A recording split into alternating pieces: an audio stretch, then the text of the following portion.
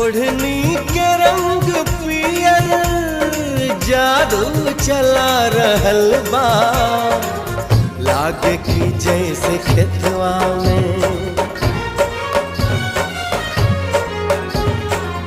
लागे की जैसे खेतवा में सरसों फुला रहल बा।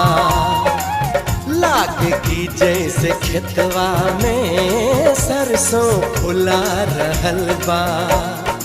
ओढ़नी के रंग पियर, ओढ़नी के रंग पियर